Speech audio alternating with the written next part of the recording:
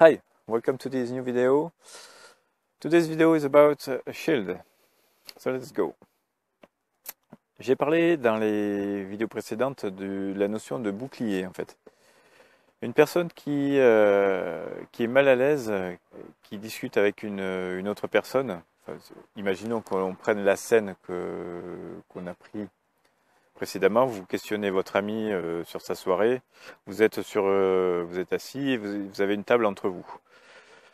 La personne qui est très mal à l'aise, qui vous ment, peut entreposer entre vous un objet qui se trouve sur la table. Ça peut être un stylo, ça peut être un verre d'eau, tout simplement. Tout ce qui lui tombe sous la main, en fait, peut être entreposé entre vous pour faire une sorte de bouclier. C'est psychologique, en fait. C'est comme si on construisait une barrière, en fait, entre vous et votre interlocuteur pour qu'il puisse se protéger de vos attaques. Ce qui n'est pas vraiment le cas, mais psychologiquement, ça permet à la personne de se détendre un peu.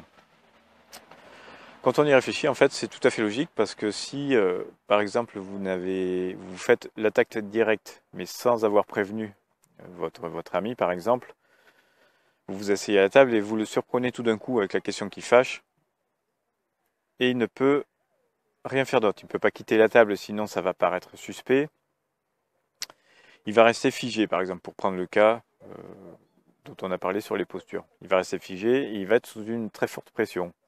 Donc, qu'est-ce qu'il va faire? Mettez-vous à sa place. En fait, vous êtes sous le coup d'une pression très forte, d'une forte émotion.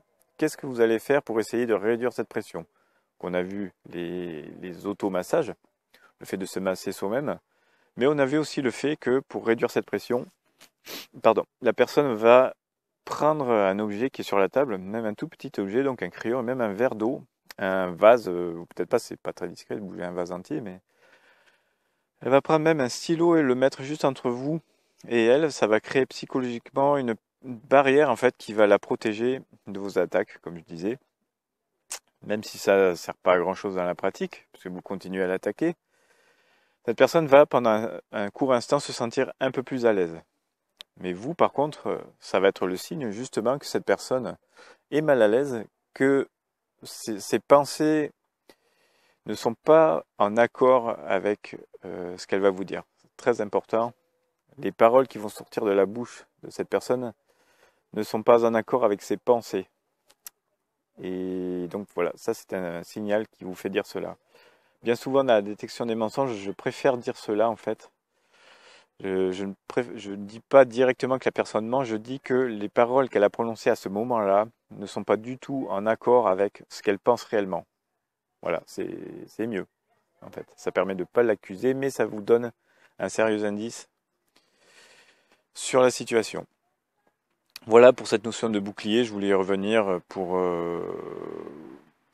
refaire le point dessus, mais c'est quelque chose qui est quand même très courant. Vous observerez, mettez-vous au restaurant, et bien souvent au restaurant, vous allez observer des personnes qui sont ensemble, qui soit, quand elles arrivent au restaurant, il y a déjà des choses sur la table qui les bloquent en fait, qui sont entre elles, et vous allez voir si les personnes poussent les objets en fait, pour dégager la vue et être pleinement ouvert à l'autre, ou si les personnes préfèrent garder quelques objets entre elles afin de constituer une sorte de barrière, ce qui peut signifier que les personnes ne sont pas forcément à l'aise entre elles. Ça peut être deux personnes qui viennent de se rencontrer et vous pouvez observer par exemple à la fin du dîner où tous les objets ont été poussés en fait, où la discussion est beaucoup plus ouverte. Donc retenez bien cette notion de bouclier car elle est très courante. See you to the next video and click on the link below. Bye and have a nice day.